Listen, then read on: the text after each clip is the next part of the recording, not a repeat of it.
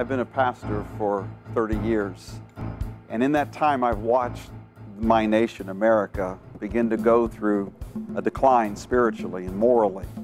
And I've watched that wanting with all of my heart to see something change. I went to gatherings where pastors or prayer gatherings crying out for a change in our country.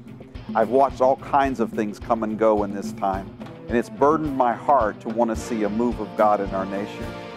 I have lived through the different years that the Lord has been moving in Uganda, the trials, the times of Idi Amin, the civil war, AIDS and all that. And we have learned one thing, that God is faithful, because we have tried in all these crises, we've sought the Lord and cried out to the Lord. And on more than one occasion, we've seen God move on behalf of the nation. We've seen God answer prayer on behalf of a whole nation. And we've seen transformation take place in the nation of Uganda. What exactly did God do that caused change and transformation? How did God order the things to come? What kind of response He required of us? And we began to document all that and put it together until we formed a package, what we call the roadmap to revival.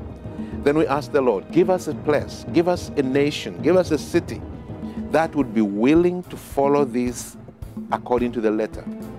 And I've been able to join with John Malinde as he was doing work in Taiwan, seeking to see a move of God in this nation of 20-some million people. We began to share this step by step, principle by principle, and we began to see the people respond. I watched the nation begin to rise up. I watched the prayer levels, the awakening within the church. I watched pastors catching fire just like for the first time, or like when they first came to Christ. I watched it spreading across families. I mean, hundreds and hundreds of testimonies of families being changed, of lives being changed. And suddenly, after 4.5 years, the testimony is so vivid all across the nation of Taiwan that it's clear God has got a pattern that He will follow. God will honor any nation that will seek after Him. It gave me the desire and the passion to say, if God can do that in Taiwan, He can do that in my nation. We believe that Florida is like a womb, like a birthing place in America. That if something is born in Florida, it will spread all across America.